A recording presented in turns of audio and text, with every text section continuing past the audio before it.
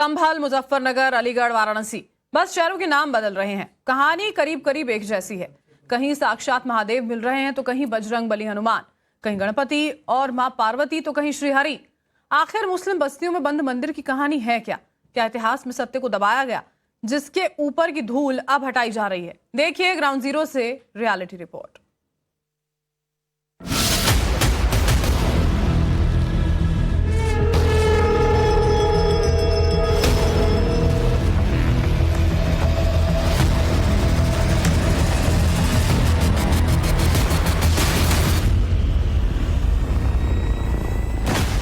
खग्गूसराय, संभल, UP. 46 साल बाद खुला भगवान शिव का मंदिर। सराय तरीन, संभल, यूपी। 200 साल पुराना राधा कृष्ण का मंदिर। खालापार, मुजफ्फरनगर, यूपी। 54 साल पुराना खंडर हालत में शिव मंदिर। सराय रहमान, अलीगढ़, यूपी। शिव मंदिर का ताला खुला, दावा 50 साल से ज्यादा पुराना। मदनपुरा, वाराणसी, यूपी। मुस्लिम इलाके में शिव मंदिर काशी विश्वनाथ मंदिर से 1 किलोमीटर दूर। संभल हो या वाराणसी, चाहे मुजफ्फरनगर हो या अलीगढ़, पिछले 5 दिनों के भीतर उत्तर प्रदेश के शहरों में सालों से बंद पड़े मंदिरों का राज दुनिया के सामने आ रहा है। इन सब में एक चीज कॉमन है कि सभी मंदिर मुस्लिम बहुल इलाकों के बीच में है, लेकिन इसके पीछे का असली फैक्ट कुछ और ही है। आप जब इन मंदिरों के इतिहास के पन्ने पलटेंगे तो सच्चाई बेहद चौंकाने वाली है। पट खुलने लगे, भगवान तो विराजमान है, किसी दिन अपने आप ही प्रकट हो जाएंगे कि लो में खड़ा हो गया आके। भगवान तो आ गए। हमारे तुम्हारे भाव की बात है, भाव करो, प्रेम करो तो बहुत जल्दी आने में तैयार है। ये बंधन की धरती है, अभिनंदन की धरती है। यहाँ का कंकड़ कंकड़ शंकर है। तो अब तक ये हम सुनते आए थे, लेकिन अब हमको साक्षात प्रमाण मिल रहे हैं कि यहाँ कंकड़ कंकड़ में शंकर है, जैसे कि यहाँ शंकर भगवान का स्वरूप हमें दिखाई दिया है।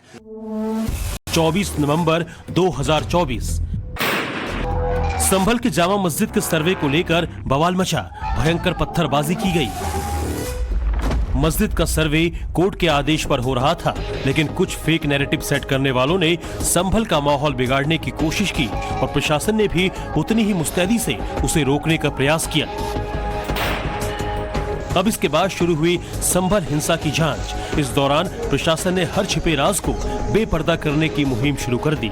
जब इतिहास की सच्चाई से धूल छटनी शुरू हुई तो पहला परिणाम तब सामने आया जब संभल के खग्गूसराय इलाके में 46 साल से बंद पड़े मंदिर का ताला खोला गया।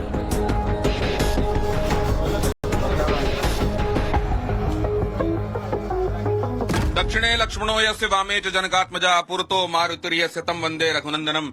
और ये भगवान मारुति नंदन यहाँ आपको दिखाई दे रहे हैं, श्री राम भक्त आपको यहाँ दिखाई दे रहे हैं, और ये दिखाई दे रहे हैं वो महादेव जो 46 साल से इस पट के पीछे बंद थे, इंतजार कर रहे थे कि कब उनके भक्त आएंगे। यहाँ नंदी महाराज दिखाई दे रहे हैं। और आप समझिए कि जो प्राण प्रतिष्ठित मूर्तियां होती हैं, विग्रह होते हैं, हर दिन उनकी पूजा होनी चाहिए, भोग राग होना चाहिए। लेकिन यहाँ पर 46 सालों से एक अगरबत्ती भी कोई इसलिए नहीं लगा पाया था क्योंकि इसके पट बंद कर दिए गए थे।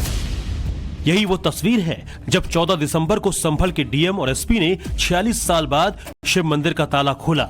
संभल की शाही जामा मस्जिद से करीब 1.5 किलोमीटर की दूरी पर खग्गूसराय मोहल्ला है। ये मंदिर करीब 70 गज में बना हुआ है।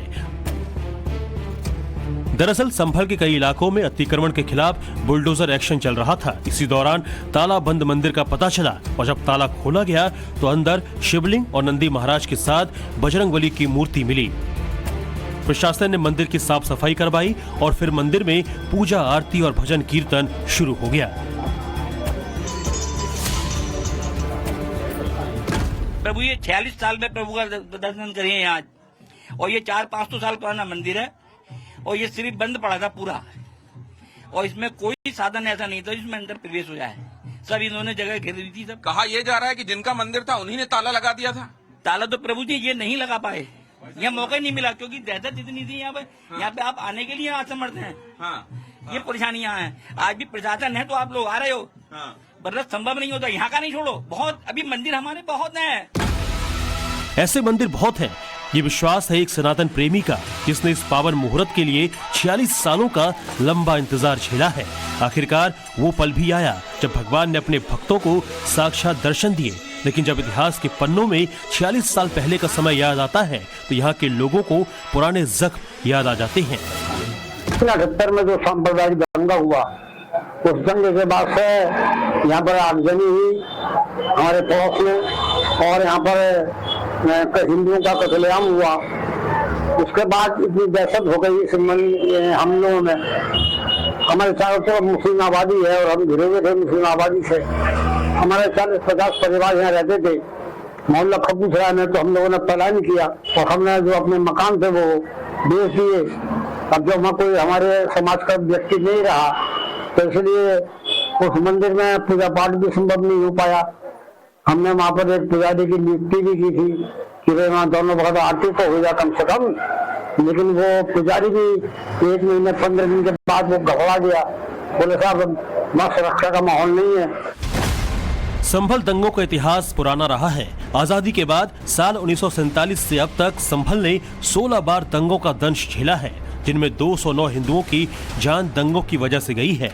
जिस इलाके में मंदिर मिला वहां 1978 में हुए दंगों में 40 से 50 हिंदू परिवारों को घर छोड़कर भागना पड़ा था। इस इलाके में करीब 2 महीने तक कर्फ्यू लगा रहा और 169 एफआईआर दर्ज किए गए थे।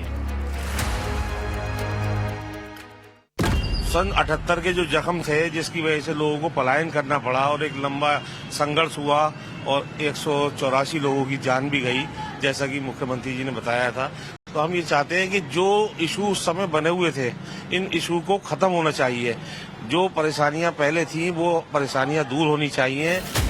संभल में 46 साल बाद खुले मंदिर का मुद्दा यूपी विधानसभा में भी खूब गूंजा और सीएम योगी ने संभल का माहौल बिगाड़ने वालों को सख्त संदेश भी दे दिया।